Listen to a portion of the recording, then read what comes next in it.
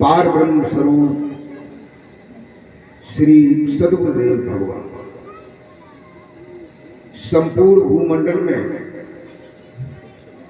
विचरण करने वाले संत महापुरुष जन और यहाँ सत्संग प्रांगण में विराजमान नर व नारी के रूप में प्रभु जी के परम प्यारे भक्त। आज हमारा दशहरा महापर्व का जो कार्यक्रम चल रहा है उसका आज तृतीय दिवस है, यानी तीसरा दिवस है। 2 दिन अभी सत्संग और होगा।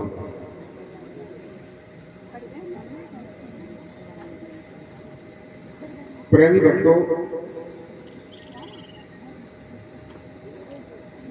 सत्संग वह ज्ञान गंगा है जिसमें पापी से पापी मनुष्य अगर स्नान करता है तो वह भी भव बंधनों से छूट करके मोक्ष और मुक्ति को प्राप्त हो जाता है। अगर स्नान करता है तब ऐसा है, अगर स्नान ही नहीं करता है और वही है डुबकी मार रहा है लेकिन स्नान नहीं कर रहा है, तो उसे वो जो लाभ प्राप्त होने हैं भव सागर से पार होने का और मोक्ष और मुक्ति का, वो प्राप्त नहीं होगा। कहते हैं, संतों ने बताया है कि कभी सर्दी कभी गर्मी ये कुदरत के नजारे हैं। कभी सर्दी आ जाती है, कभी गर्मी आ जाती है, कभी बरसात आ जाता है। कहते हैं कभी सर्दी कभी गर्मी ये कुदरत के नजारे हैं और प्यासे वे भी रह जाते हैं जो बिल्कुल दरिया के किनारे। मैंने जनरल नॉलेज की एक किताब में ये पढ़ा था कि मेढक जो है पानी में रहता है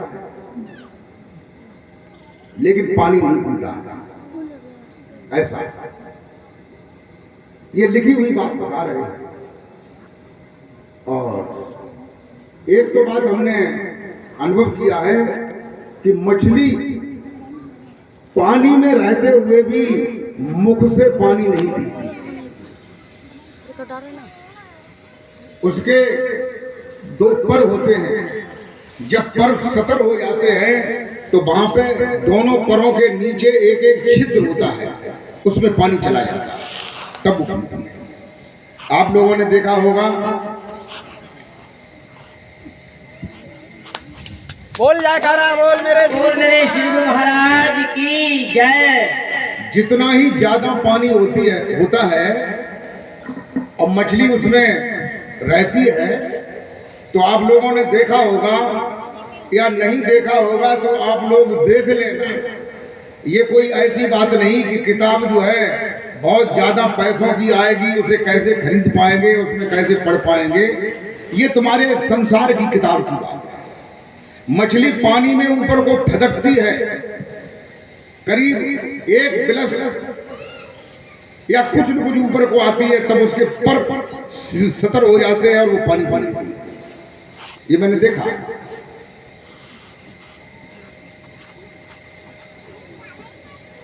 देखिए, बहुत पहले ये विज्ञान इतना सक्रिय नहीं था। अब विज्ञान इतना सक्रिय है कि मछली मुंह से पानी नहीं पीती। और कहीं कहीं पर यह भी लिखा है, हमारे जो विद्वान लोग हैं, श्रेष्ठ लोग हैं, जिन्होंने मंथन गहराई से किया है, वो ये बताते हैं कि जब मछली मुंह से पानी नहीं पीती है तो हनुमान जी ने जब लंका जलाई थी और पूंछ को समुद्र में बुझाया था तो पसीना निकल आया था। और मछली जो है मोबाए पानी में ठाड़ी इंतजार में कि कबे हनुमान जी आए और अपनी पूंछ बुझाए और पसीना गिरे और मुंह में ले ले हैं, और जब कि मुंह से पानी नहीं पीती। और फिर चलो खैर कोई बात नहीं,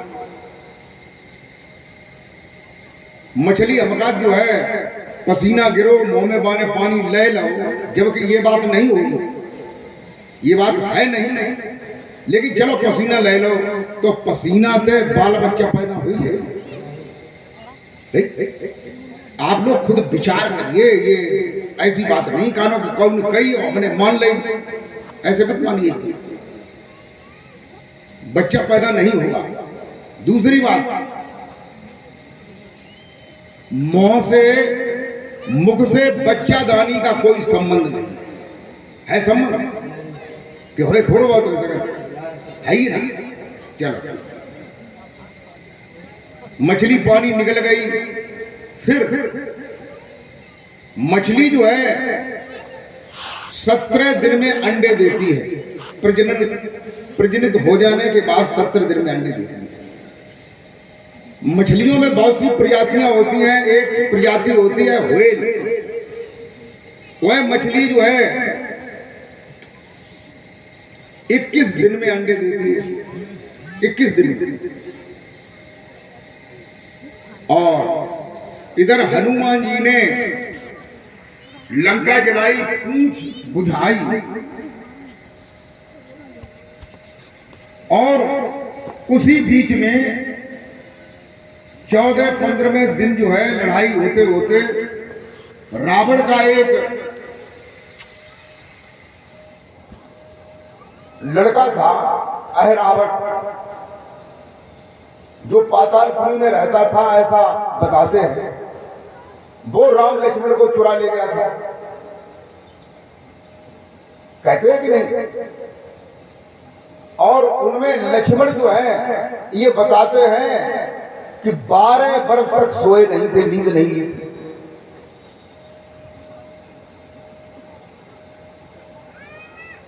क्योंकि लक्ष्मण की पत्नी उर्मिला ने ये कहा था, स्वामी तुम अपने भैया के साथ जाते हो, अपनी भाभी के साथ जाते हो तो सेवा करना, ये नहीं कि तुम सो जाओ और तुम्हारे भैया भाभी को कोई रात में आघात कर।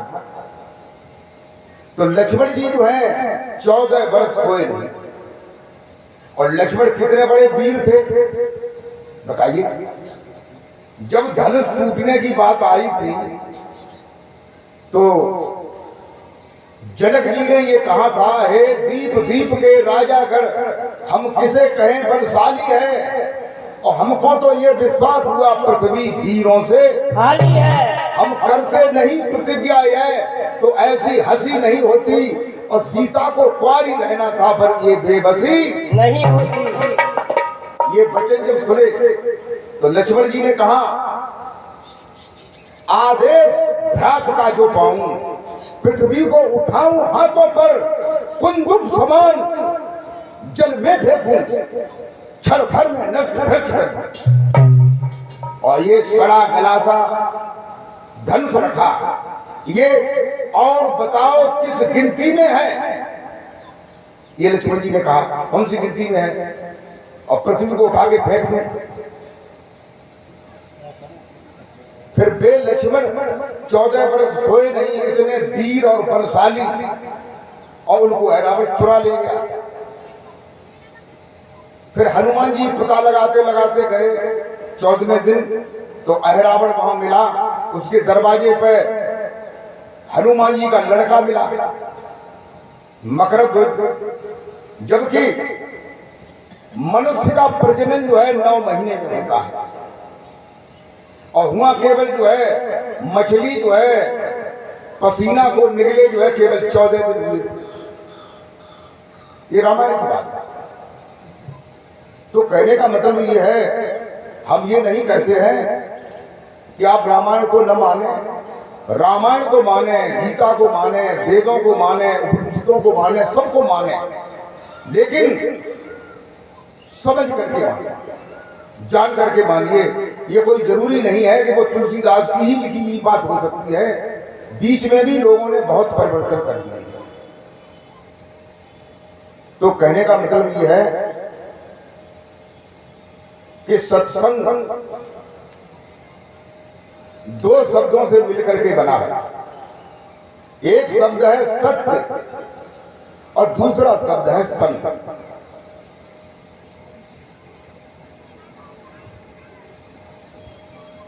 दोनों का अर्थ है हम सत्य का संग करें, यही तो अर्थ होगा। अब एक ये प्रश्न हृदय में आया, देखो हम जो है अनुभविक बात करते हैं, जो बात कसौटी पर खरी करती है उस बात को मानना चाहिए, और जो खरी नहीं उतरती है उसे नहीं मानना। देखो एक छोटी सी एक बात और बताऊंगा।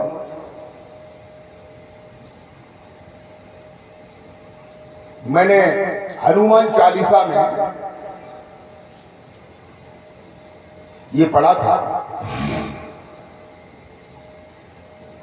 कि उसमें ये लिखा था कि को नहीं जानत है जग में कभी संकट मोचन नाम तुम्हारा। यानी कौन संसार में ऐसा है जो ये नहीं जानता है कि हनुमान जी संकट मोचन है, संकटों का निवारण करने वाले। बाल समय रवि भक्ष लियो तब तीनों लोग भयो अंधियारो। को नहीं जानता है जग में कभी संकट मोचन नाम तुम्हारा। बाल की त्रास कपीस बसे यह संकट काउस जात न टारो। देव ने आन करी विनती तो छाड़ दी और कष्ट ने आज निवारो। को नहीं जानत है जग में कभी संकट मोचन नाम। अब हनुमान चालीसा ये कहता है कि जब हनुमान जी छोटे थे, बाल रूप में थे, तो हनुमान जी ने अपनी माता अंजनी से कहा था कि मैया हमें भूख लगी, बहुत भूख लगी।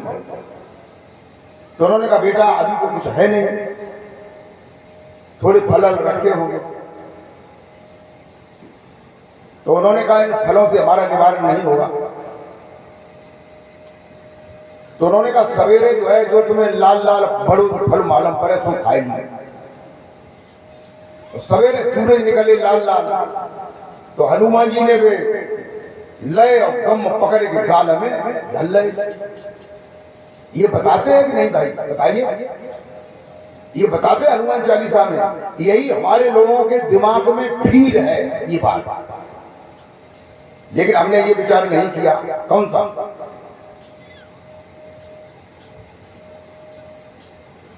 कि पृथ्वी से सूरज 1 से 15 गुना बड़ा है।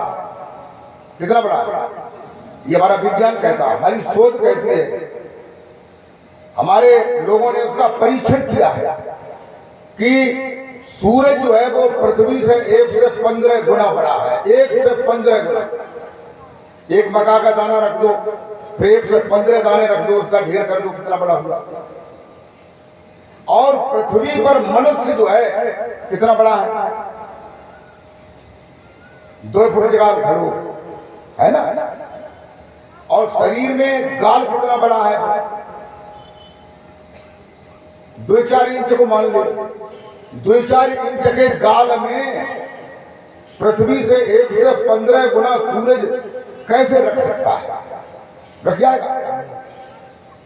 तो रखी जा तो है, तभी तो कही गाना तुलसीदास तभी तो कहा कोई न कोई बात होगी। ये हो सकता है कि उसका अर्थ हमने सही नहीं लगा पाया। आप लोगों ने देखा होगा गोस्वामी तुलसीदास जी ने ये बताया है। क्या बताया?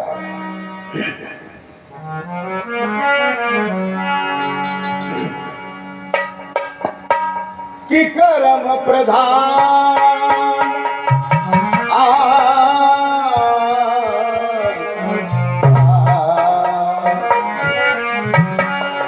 कर्म प्रधान विश्व रचिला कर्म प्रधान विश्व रचिला कर्म प्रधान विश्व रचिला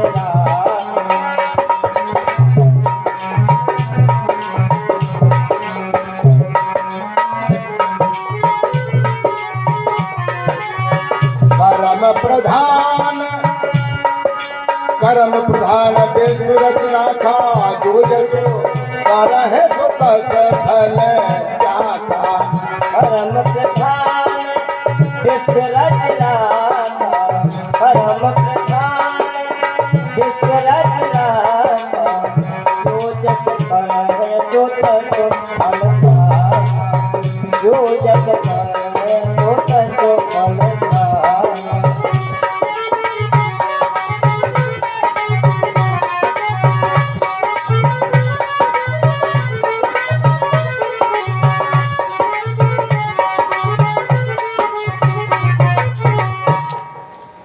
मेरे भागवत बंधुओं, गोस्वामी तुलसीदास जी कहते हैं कि कर्म जो है प्रधान है। कल परसों मैंने बताया कि भगवान राम ने बाली को मारा, बताया था बाली को मारा, कर्म किया, संस्कार बना। वही राम जो है द्वापर में कृष्ण बने और बाली जरा नाम का बहेलिया बना। प्रवास क्षेत्र में समुद्र के किनारे भगवान कृष्ण जो है पैर पर पैर रखे हुए पीपल के वृक्ष के नीचे बैठे। बहेलिया ने ये जाना कि पीपल के वृक्ष के नीचे छाया में हिरण बैठा हुआ है, उसकी आंख चमक रही है। भगवान कृष्ण के पैर में पद्म था जो चमकता था, जो गोल होता है। दोनों चीजें एक साथ सी मिल गई। उन्होंने बाण चलाया, बाण चलाने के बाद शिकारी शिकार को देखने जरूर जाता है। तो शिकारक देखने गो तो हुआ भगवान कृष्ण जो है उनके पैर में बाण घुसा हुआ था। उन्होंने जरा नाम के बहेलिए को देखा और उन्होंने कहा, भैया तेरे में हाथ जोड़ रहा हूं, कोई बात नहीं, तूने मुझसे बदला लिया है, जाने या अनजाने में तू यहां से चला जा और लोग आ जाएंगे, वे तुझे मार और तुझे मैं अपने लोक में ही भेजूंगा, इसके लिए तू निश्चिंत रहे। तो कर्म जो है प्रधान है। खेत में तुम कहते हैं बोया पेड़ बबूल का आम कहां से खा, बबूल के पेड़ खेत में लगाया और जगाओ में जो टपका है गिरता, तो टपका कैसे गिरी? खेत में अगर गेहूं बोओगे तो गेहूं पैदा होगा, चना बोओगे तो चना पैदा होगा। अगर तुम पाप करोगे, किसी की बेईमानी करोगे, चोरी करोगे, ठगई करोगे, तरह तरह की चीजें हैं ये करोगे, तो उसका परिणाम जो है नरक होता है, दुख होता है, भोगना होगा। देखो तुलसीदास जी ने ये कहा कि कर्म प्रधान है, जो करोगे तो वैसा तुम्हें भोगना होगा। अब तुलसीदास जी ने एक जगह क्या और कहा, उसे और क्या कहते हैं कि हुए वही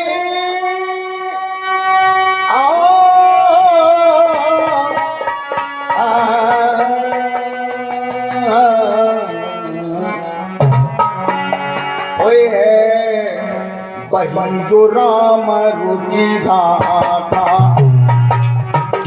वही जो राम रुचि गाथा,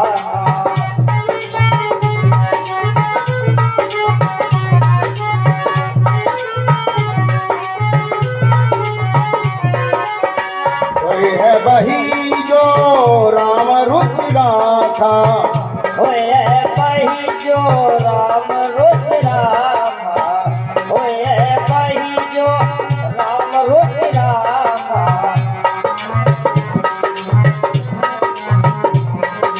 अरे को कर तरक बड़ा बैठा था, को कर तरक बड़ा बैठा था, को कर तरक बड़ा बैठा था।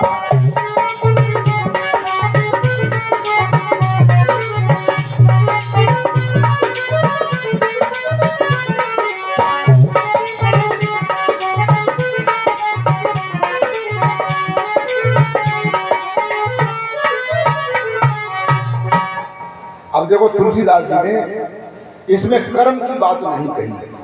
पहली वाली चौपाई में था कर्म प्रधान, भाई होगा जो करोगे। और इसमें ये कहा कि वही है वही जो राम रुचि राखा।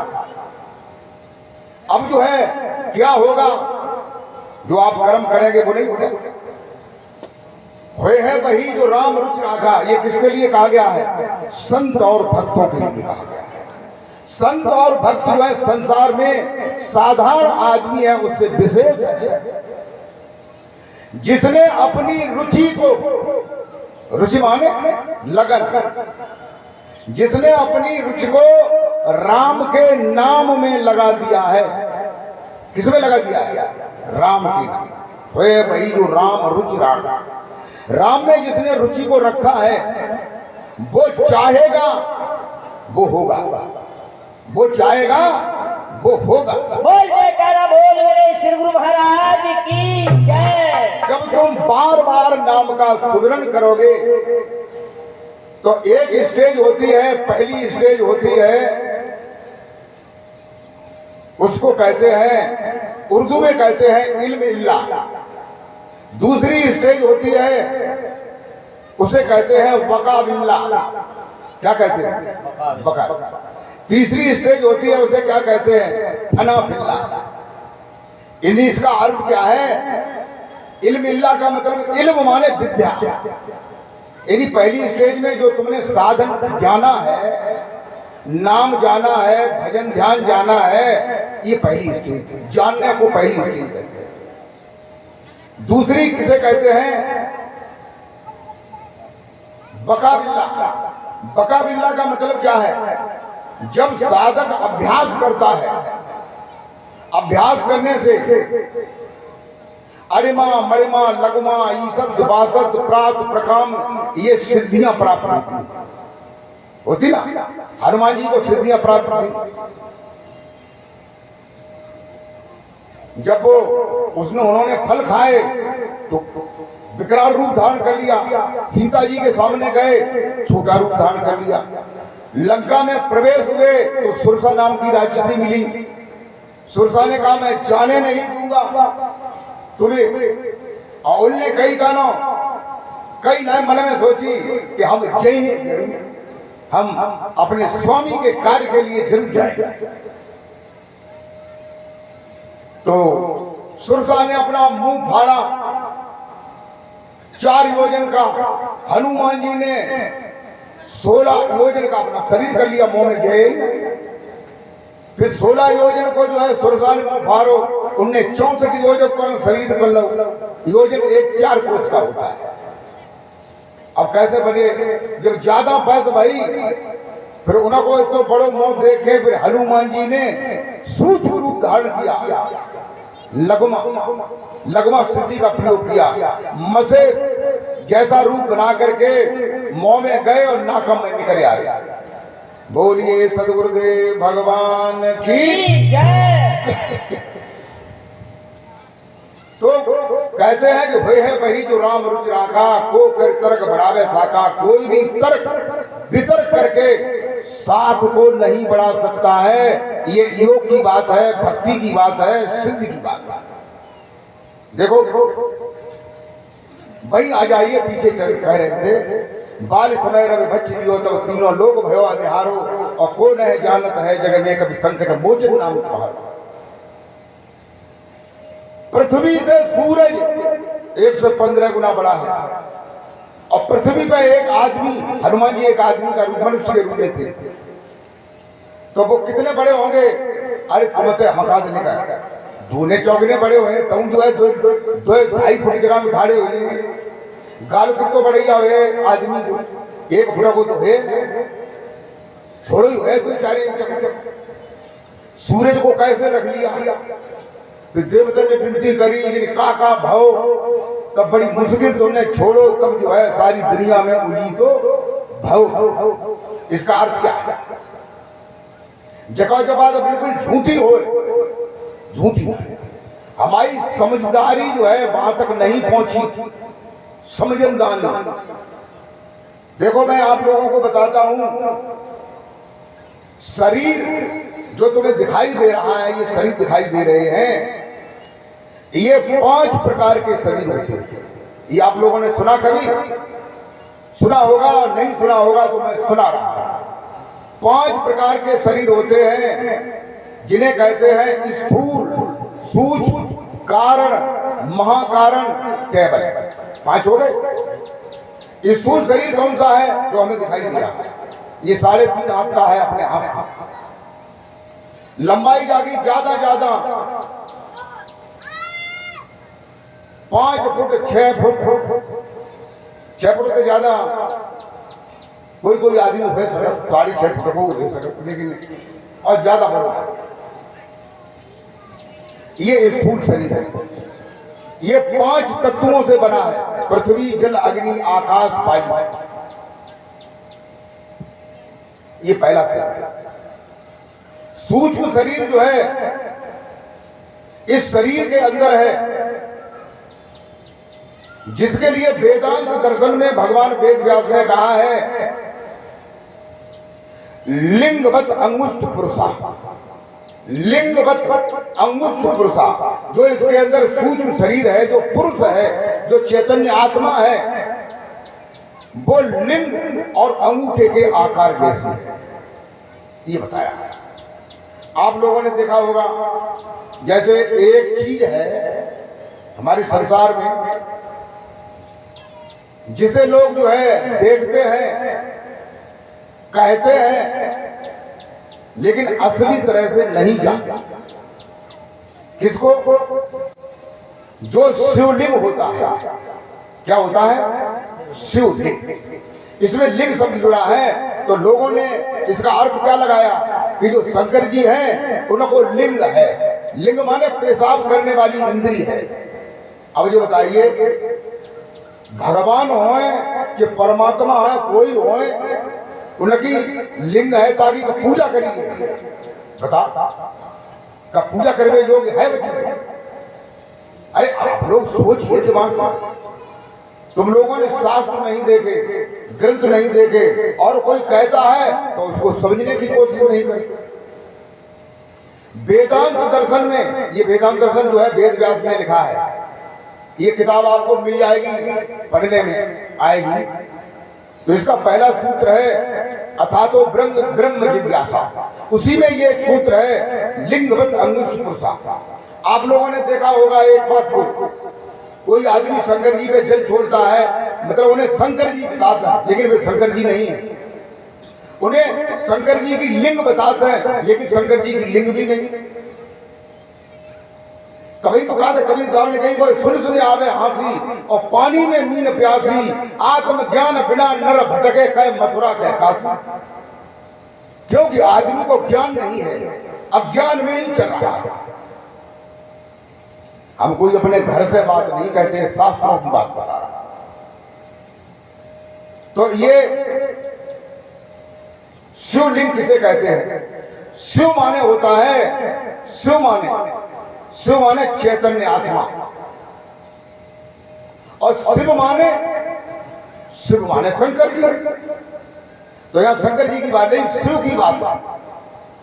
जो शरीर के अंदर जो शिव है, जो सूक्ष्म पुरुष है, जिसकी बात मैं कर रहा था, जिसकी लंबाई 8 अंगुल की है।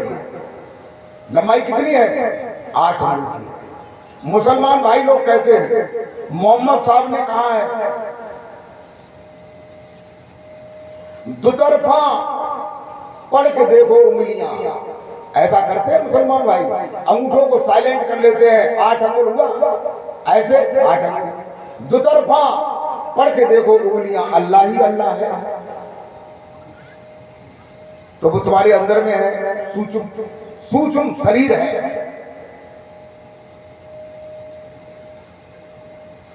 तो इतना छोटा है। इसके बाद जो है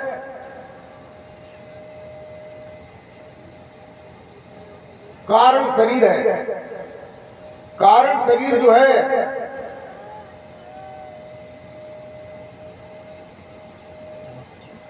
अर्ध अंगुष्ठ के बराबर है, आधे अंगूठे के बराबर है। आप लोगों ने ये देखा होगा, लोग शिवलिंग में जल छोड़ते हैं, फिर गंगा जी में जाते हैं स्नान करने, मत शिवलिंग लगो ना। या कहूँ रिश्तेदारी में जाते हैं, हुआ शिवलिंग लगो ना है, तो हुआ जो है लोटा भरो उनने और ऐसे अंगूठा कर लो, ऐसे देख लियो भैया, ऐसे अन्ना कर लो, वो जो कत्तो होता देखियो, फिर तुरंत चल छोड़े, मतलब ओम नमो शिवाय करके ये छोड़े। अब भाई जब पूछी जाए कि जो भैया यहाँ कौन सा देवता है, जब उठा में कौन सा देवता निकालो, तो वो बताए ना क्यों कि वे दद्दा करता थे ताई जमाने कर लो, देखा दे जी भगत। लेकिन ये किसका प्रमाण है? वेदांत में लिखा है लिंगवत अंगुष्ठ पुरुषा। एक तो प्रमाण जो है लिंग का है और दूसरा अंगूठे का। ऐसे आधे अंगूठे के बराबर जो है कारण शरीर है, जिसका जो है हृदय में, हृदय के अंदर जो है निवास। फिर उसके बाद जो है चौथा शरीर कौन सा है? केवल शरीर। केवल शरीर जो है वो कितना छोटा है? मसूर के दाने के बराबर है।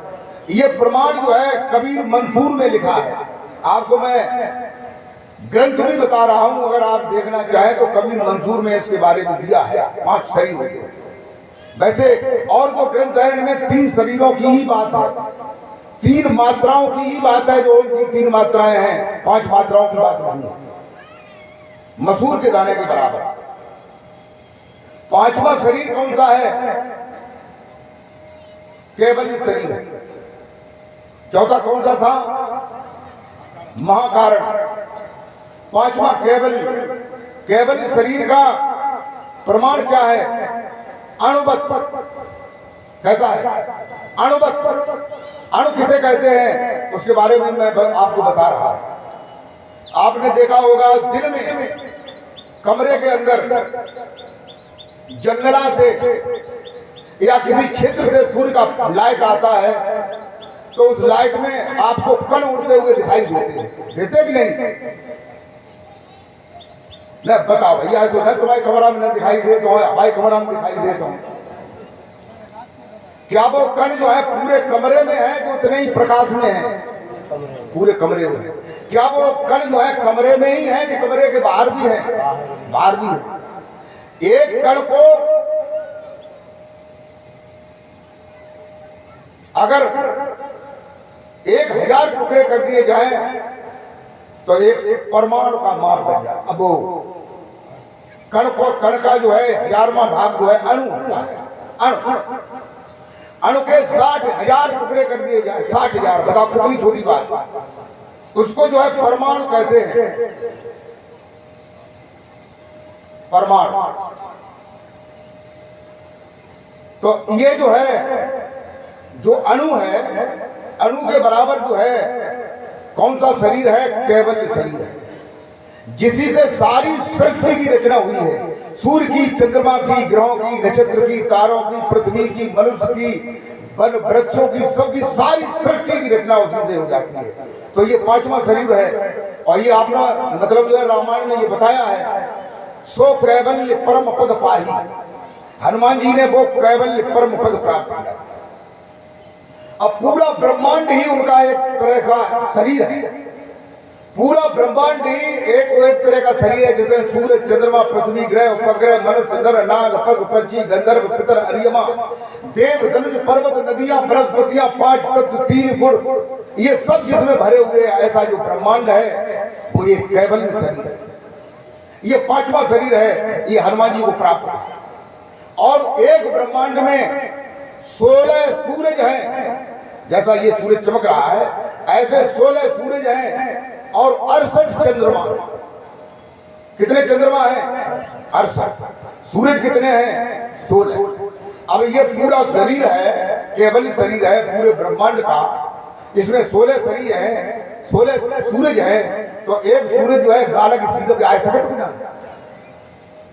बता भैया, गाला की सीधे पे सो रहा है जैसे पूरे शरीर में है, तो एक तो आ सकते गाला सीधे। तो उसी सूरज को वैसा ही स्वरूप जब हनुमान जी ने प्रकट किया था, तब उस सूरज को निगलने का मतलब क्या है? सूरज को भी धारण करेगा। की जय। कहाँ ये बात सिद्ध है, उसके पहले नहीं है। तभी तो कहते हैं, कबीर साहब ने बताया है, क्या बताया कि वेद थके और ब्रह्मा थके और थक गए विष्णु महेश।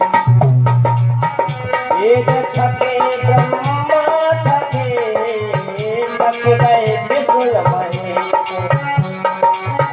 वेद थके ब्रह्मा थके, थक गए विष्णु महेश।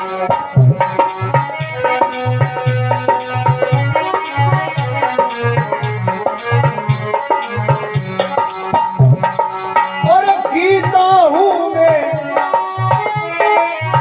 गीता हूँ मैं, अरे तब नहीं जा संतन करे प्रभु, कबीरा संतन करे प्रभु।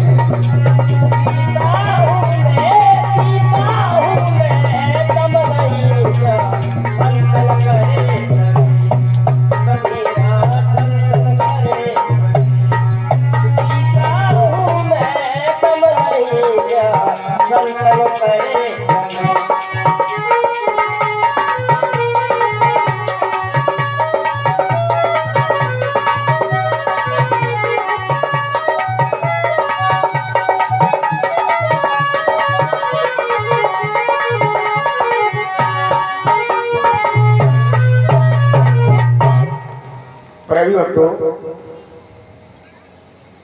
कवि साहब कहते हैं वेद थके। 4 वेद हैं, यजुर्वेद, सामवेद, ऋग्वेद, अथर्व। ये जो है सत्य की महिमा को बताने में थक गए। अब बताइए, हनुमान जी ने सूरज को निगल लिया था, ये बात आपने पहले कभी सुनी थी ऐसे? बताइए।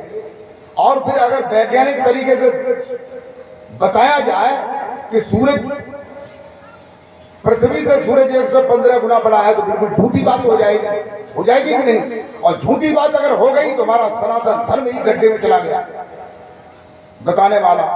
लेकिन उसका सही अर्थ हमें नहीं मिल पाया। सही अर्थ तभी मिलेगा जब आप किसी संत से मिलेंगे, किसी संत से। कहते हैं कि वेद थके ब्रह्मा थके, थक गए विष्णु महेश, और गीता में दम नहीं जा संत करे प्रवेश। यानी संतों ने जो जाना है वो ब्रह्मा विष्णु महेश ने भी नहीं जान पाया, वेदों ने नहीं जान पाया, गीता ने नहीं जान पाया। कहते हैं कि वेद हमारा, अरे वेद है और हम वेदन के माहिर। वेद हमारा भेद है, हम वेदन के माहिर।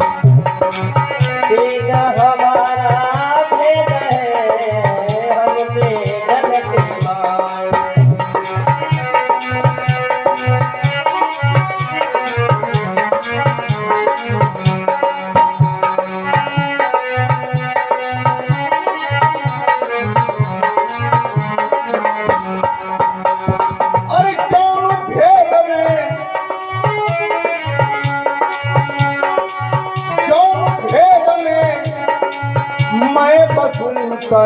वेद जानत नाम कबीरा, वेद जानत नाम।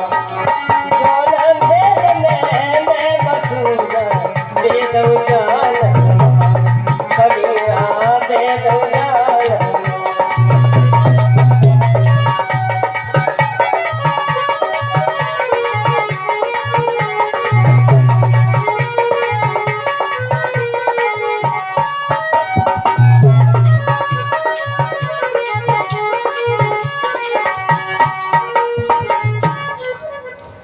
कहते हैं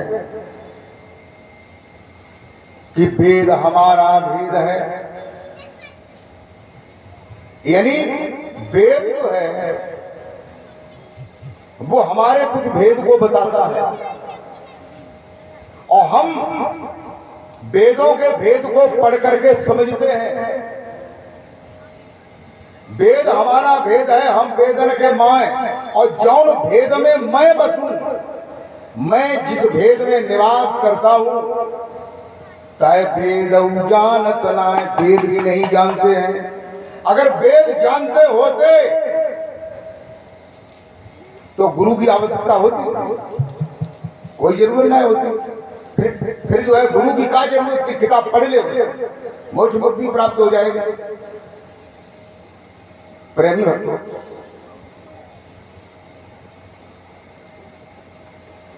मैं किस भेद में बसता हूं, मैं उस बात को बता रहा हूं। मैं कौन हूं, किस भेद में बसता हूं।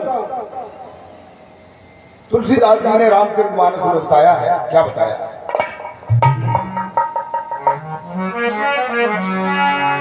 कि ईश्वर अंश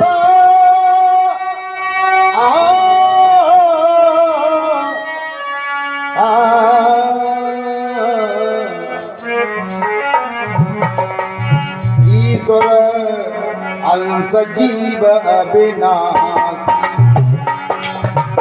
ईश्वर अंश जीव अविनाश। इसी भेद को 7 दिन कथा होती है, वे लोग नहीं बता पाते।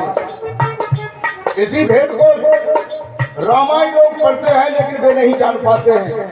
इसी भेद को ये रामायण में ही लिखा है।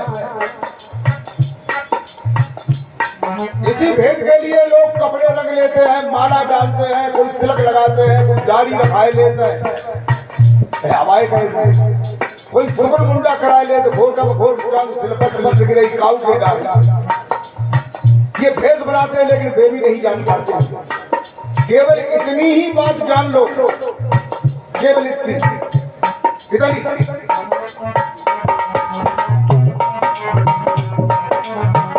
ईश्वर अंश जीव अविनाशी, ईश्वर अंश जीव अविनाशी, ईश्वर अंश जीव अविनाशी।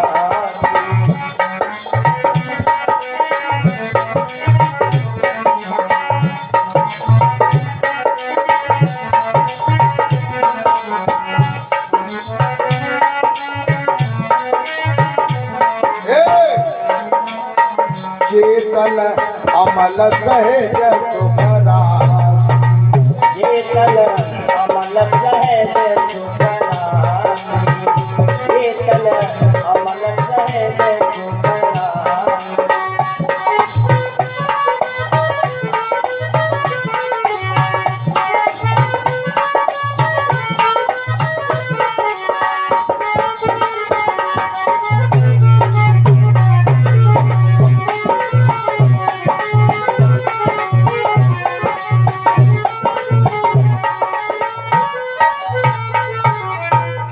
केवल इतनी बात को जान लो, फिर तुम्हें भागवत सुनने की कोई जरूरत नहीं, रामायण सुनने की कोई जरूरत नहीं, क्योंकि सार मिल गया।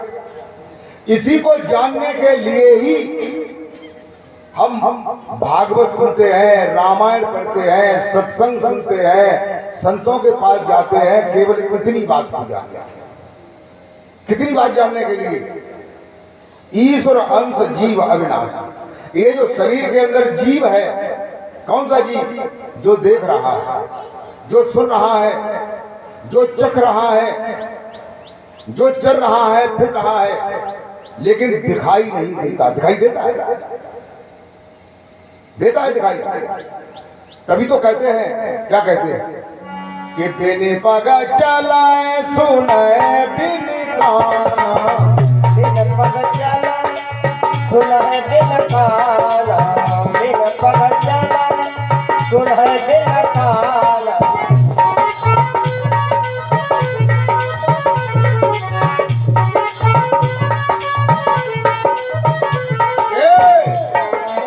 कर बिन करम करे बिना, कर बिन करम करे बिना, कर बिन करम करे बिना।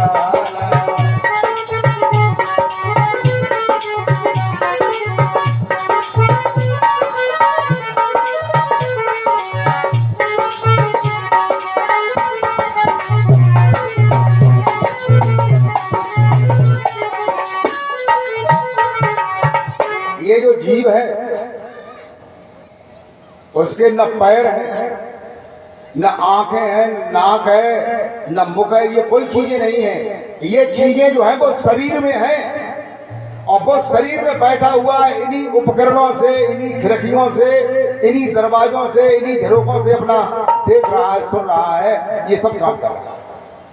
और जामे से वो जो निकल जाता है तो ये आंखें बनी रहती, कान बने रहते हैं, हाथ बने रहते हैं, पैर बने रहते हैं, कोई काम क्यों ना करते? इसीलिए नहीं करते हैं क्योंकि जीव जो है हाथ पैर नहीं है, आंख मुंह कान नहीं है, जीव जन्मता नहीं है, जीव मरता नहीं है, ये काम जीव के नहीं है। जब आप तुम जानो और क्या जानो ना जानो, या जानो क्या नहीं जानो।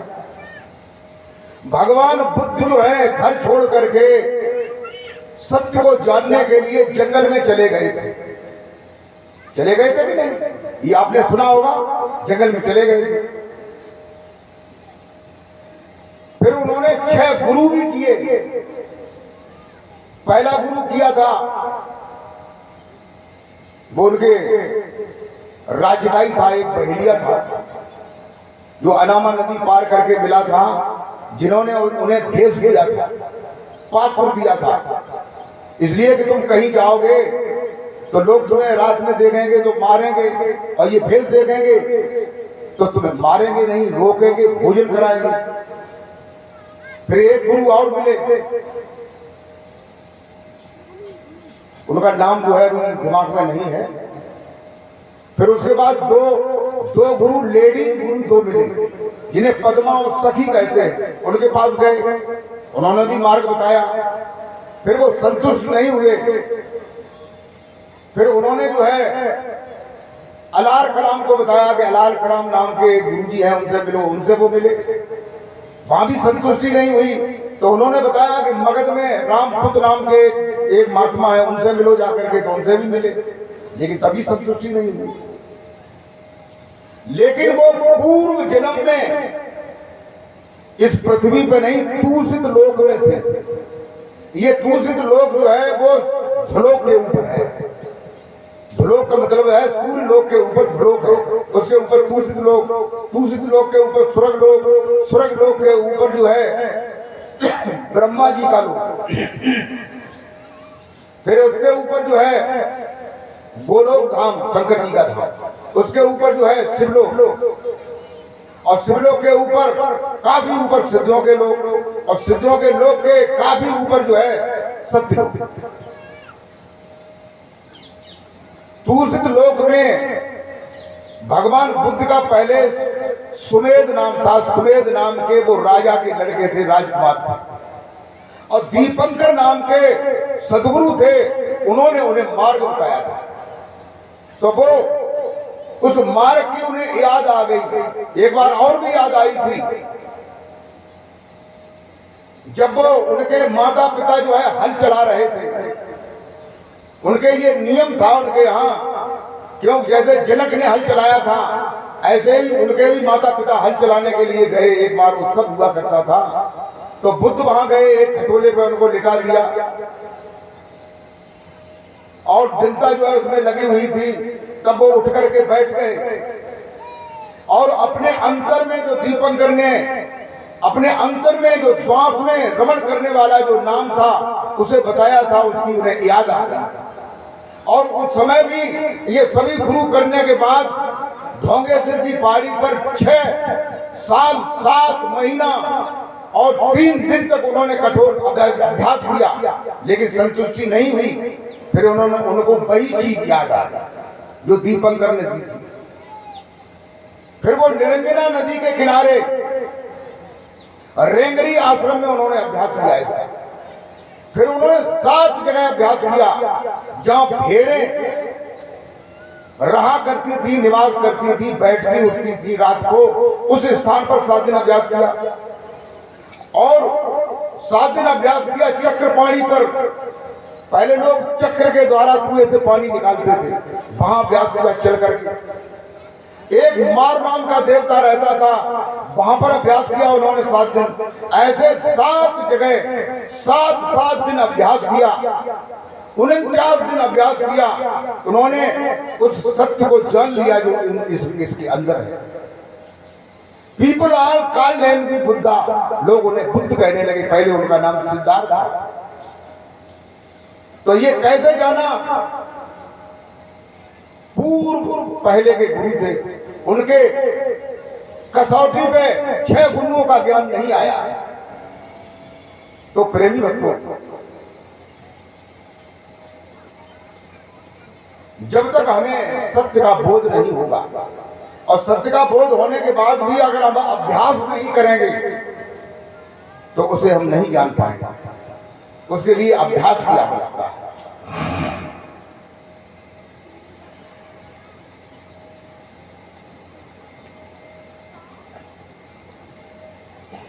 बोल जयकारा बोल मेरे श्री गुरु महाराज की जय।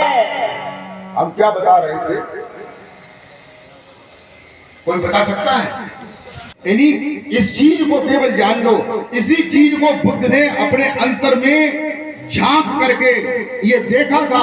वो आज भी विपश्यना जो है लगती है तो उसमें यही बताया जाता है कि श्वास को खींचो, श्वास को फेंको, ये देखो कि शरीर के अंदर कहां पर हरकत हो रही है।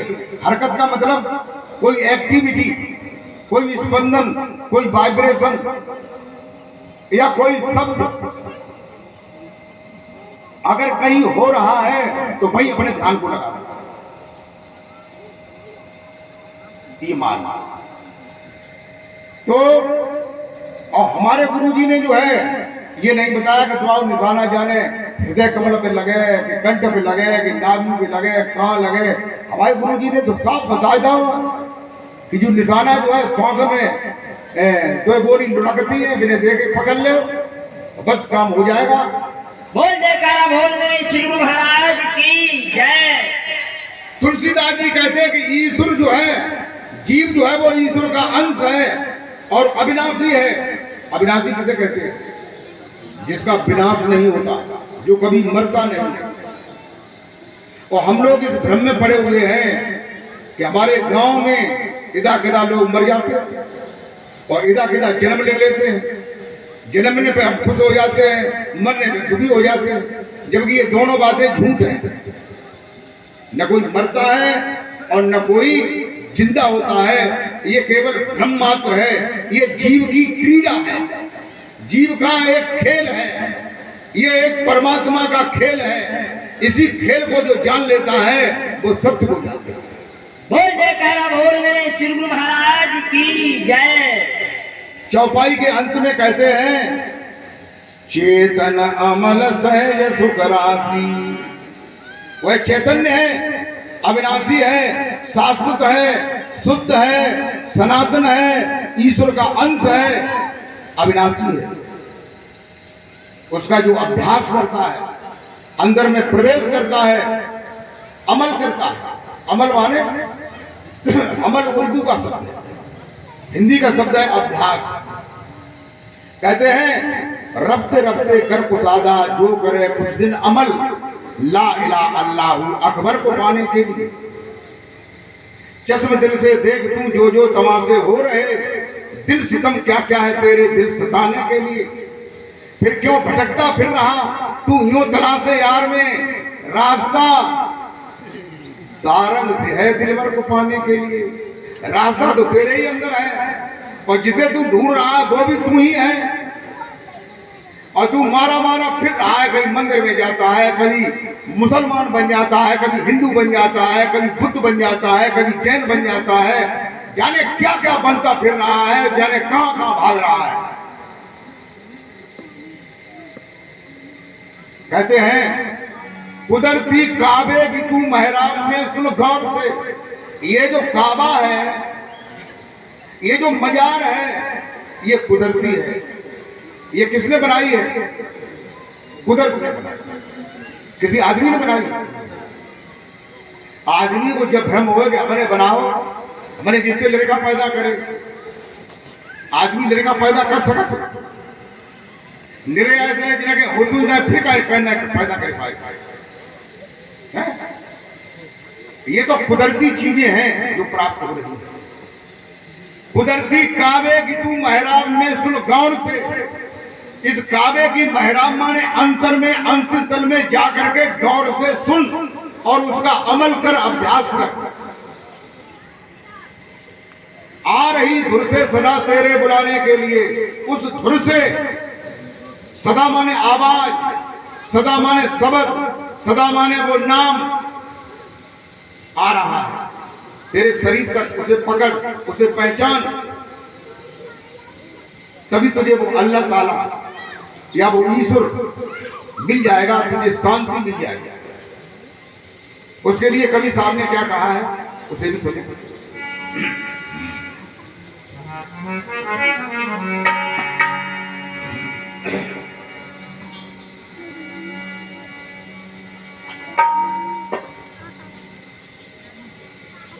कि रात में भजे सो मुंह सटा और दिन में भजे सो ढोल। रात में भजे सो मुंह सटा, दिन में भजे सो ढोल। रात में भजे सो मुंह सटा, दिन में भजे सो ढोल। रात में जो भजन ध्यान करते हैं वे लोग वे कैसे हैं, जैसे चूहा होता है, जरा सी आवाज हुई भाग्य, और इसमें जो है ध्यान कर रहे ने कभी खटक भाई ध्यान हटिया और ने का बात वही दो लग जाओ।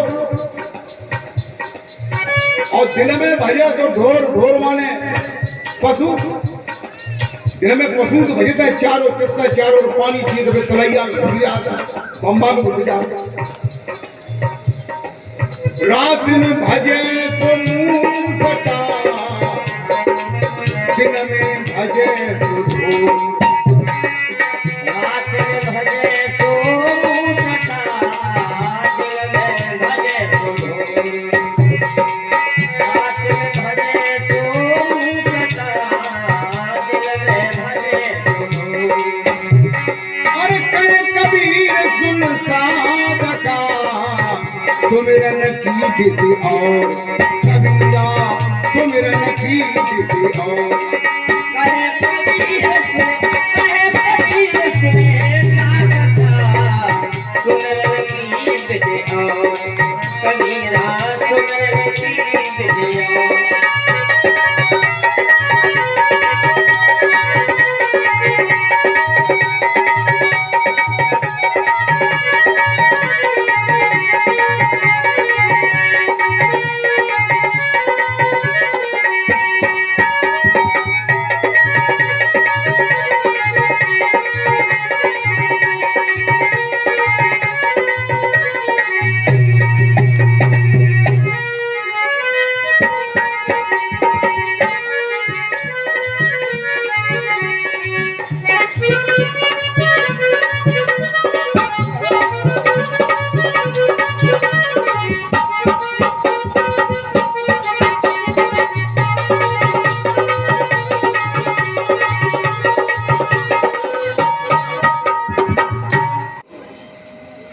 कबीर कहते हैं, देखो कबीर की वाणी कभी तो अटपटी सी मालूम पड़ती है, कैसी कि वाणी को सुनकर दुनिया वाले उसका अर्थ कोई और लगाते हैं, लेकिन वो बात कहीं और होती है। कैसे कि उन्होंने कहा रात में भजे तो मुंह सटा और दिन में भजे तो ढोर। इसका मतलब क्या हुआ, जो लोग रात में भजन ध्यान करते हैं या दिन में करते हैं, कोई क्रिया कहते हैं करते हैं, वे लोग जो है सुमरन की जो सही विधि है उसको नहीं जानते। कहे कबीर सुन साधका सुमरन की विधि, और कबीर कहते हैं साधको सुनो, जो सुमरन की विधि है कोई और है। और कवि साहब ने एक बात और कही, देखो उल्टी सी बात और कही, लेकिन है वो सीधी। क्या कही कि भजन करे सो पागला और ध्यान कहे सो फूल। भजन करे सो पागला, ध्यान करे सो फूल।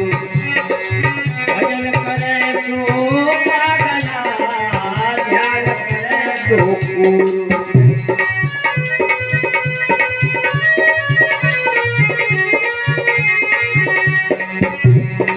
भजन ध्यान दोनों ही सजे,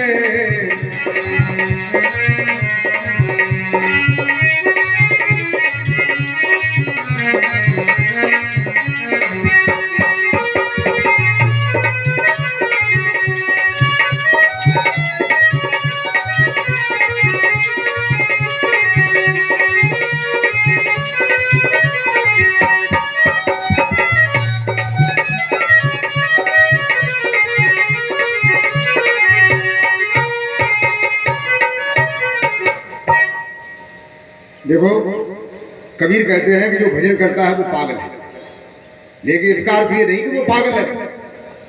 ध्यान करे तो कूर, ध्यान करता है वो क्या है? कूर माने कुत्ता। क्या वो कुत्ता है? ध्यान करता है, लेकिन ये बात है भजन करे जो पागला। पागल का मतलब जो है वो उस परमेश्वर के नाम में अपनी सुरती को लगा करके रमण हो करके वो कैसा हो गया है, वो उसको पा करके गल गया है, उसमें मिल गया है, घुल गया है। बोल जयकारा बोल मेरे श्री गुरु महाराज की जय। ध्यान करे सो कूर, कूर माने कुत्ता। कुत्ता का ध्यान कैसा होता है?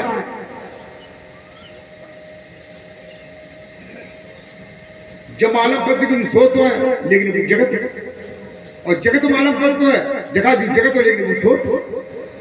यानी ऐसा ध्यान हो जाता है फिर उसे ये नहीं मालूम पड़ता है कि मैं जग रहा हूं कि सो रहा हूं। जगने से सोने से दोनों से परे हो जाता है। लेकिन जो भजन ध्यान दोनों को छोड़ देता है उसका जो साधन है कोई और है, वो विशेष है। उसका जो है करने से कोई संबंध नहीं है, करने से कोई संबंध नहीं। कहते हैं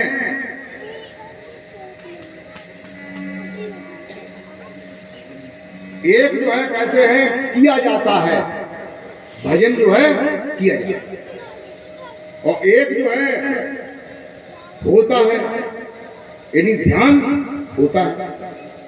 और तीसरा क्या है? न किया जाता है न होता है, वो है हमेशा मौजूद है।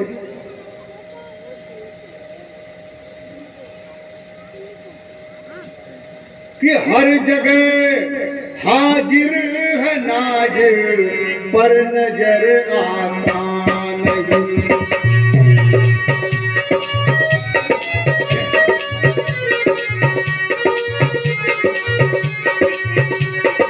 मौजूद है, कोई भी ऐसी जगह नहीं है जहां वो है नहीं। अगर हम इतना ही समझ ले कि वो हर जगह है तो हम चोरी करेंगे क्योंकि जाने मालिक देख रहा है मेरे पास में। अगर वो ये जान ले कि वो हर जगह है तो वो किसी की बेईमानी करेगा नहीं, करेगा कि मुझे देख रहा है और मुझे दंड देगा, मैं गलत कर रहा हूं। लेकिन नजर में नहीं आता, आंखों से नहीं दिखाई देता, गुप्त रूप से विद्यमान हर जगह है। लेकिन योग साधन के बिना उसे कोई देख नहीं पाता। कहते हैं क्या कहते हैं? योग सरल साधन सरल समुझन कठिन तुझे। योग सरल साधन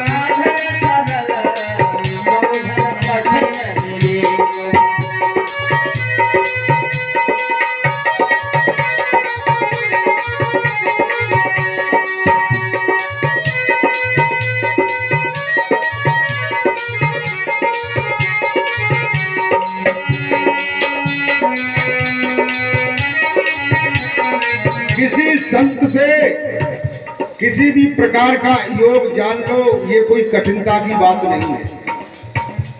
और भैया योग जय ना है कि कोई योग एक कोई हो तो, जैसे योग माने होता है जोड़, अपनी स्मृति को शब्द में जोड़ना योग है।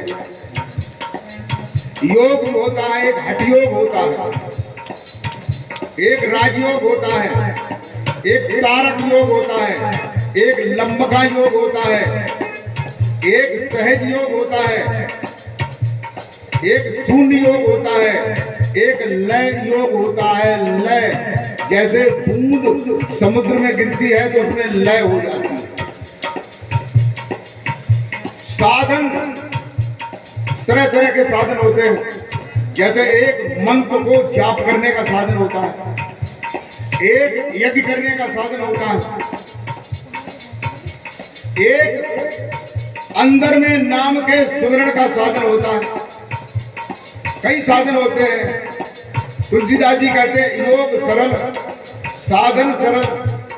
ये चीजें सरल हैं, लेकिन समझना कठिन विवेक। इनको समझना, अगर इनको लोग समझ लेते तो आज हमारा एक चेला है गांव में, वो ये कह रहा है कि गुरु जी को गाली नहीं है। बताओ भैया। फिर हमने सोची कि चलो कोई बात नहीं, लोग हमें मेरे 5 किलो का माला डालते तो एक हमें गाड़ियों के लिए तब कोई बात नहीं। अब आओ का भाई को बिगड़े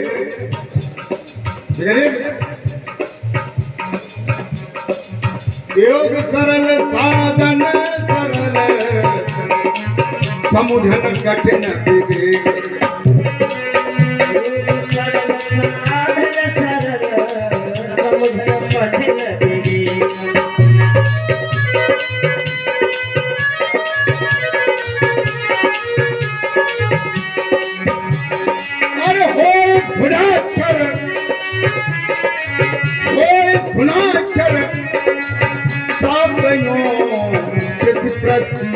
अनेक तुलसिया प्रति अनेक।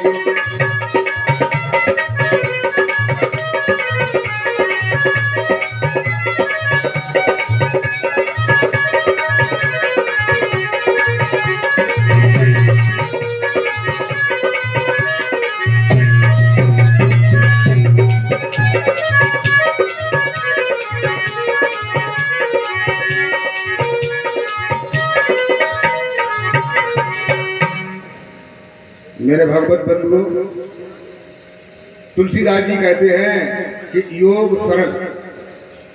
कोई भी योग हम धारण कर लें, ये सरल बात, क्योंकि गुरु जी बताएंगे हम उसे सीख लेंगे, उसमें क्या कठिनता है। कोई साधन बताएंगे उसको भी सीख लेंगे और करने लगेंगे, ये भी सरल है। लेकिन उसे समझने का मतलब ये है कि जो हम कर रहे हैं उसे ये समझो कि हम क्यों कर रहे हैं और ऐसा क्यों कर रहे हैं और ऐसा करने से हमें क्या प्राप्त होगा, हम कहां जाएंगे। अगर ये नहीं जाना, अगर लक्ष्य की ओर तुम नहीं गए तो ज्यादा टाइम तक भजन नहीं कर पाओगे, ज्यादा टाइम तक साधन नहीं कर पाओगे। क्यों? तुम्हें लक्ष्य का ही ज्ञान नहीं। तुम जगह अब बूढ़े हो गए तब करो मड़ैया दलनी कतराओ करे, हमें कहा करें। लड़का वाली नाती जो है रोटी दे जाओ करे, दे जाए ना दे वहां खाए। लेकिन ऐसे नियम बनाए थे काम ना जब जौले तमर आई तौले तो भजन लड़का मान रखो नाती पंथी रहो कतराए है। अब जब बुढ़ापो है, जब तुम पे न राम राम कही है, न कोई सांस तुम्हें हले, न तुम्हें बैठो जाए आसन लगे, फिर तुम क्या कर लियो? कर लियो फिर कर सकता। लेकिन बच्ची को ज्ञान ना है। 22 चीजों को ज्ञान तुलसीदास जी बताए रहे, कबीरदास बताए रहे कि दिन में भजे मूर्खता, रात में भजे मूर्खता, दिन में भजे ढोल। और कह कबीर सुन साधका सुमरन की विद्या। योग सरल साधन सरल, समझना कठिन विवेक। ओए धुनाक्षर शब्द जो, धुनाक्षर काय का ध्वनि अक्षर,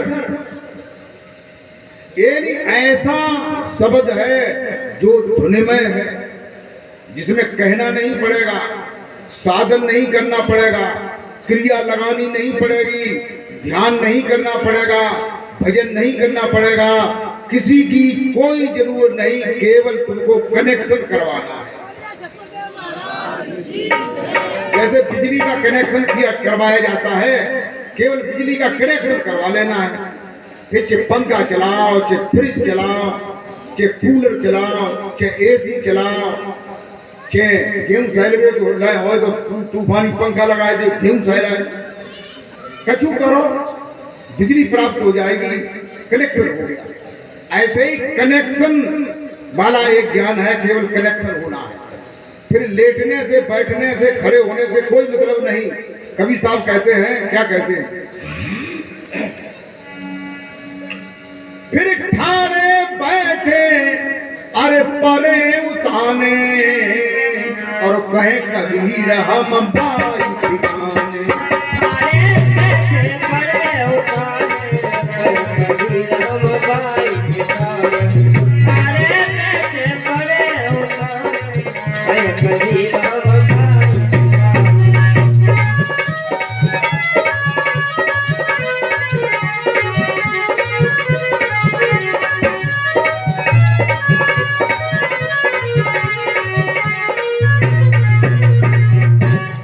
मेरे भगवत प्रेमियों,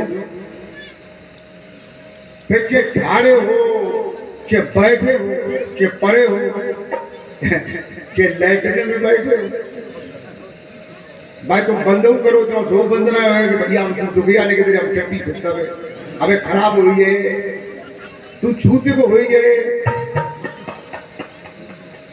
तेरो राग बिगड़ गए कि मेरो बिगड़ गए, कनेक्शन हुई हो फिर काऊ सूरत में हो गाड़ी चालू है। ऐसा ज्ञान, ऐसा नाम, ऐसा सबक। अब मैं आप लोगों को एक छोटा सा भजन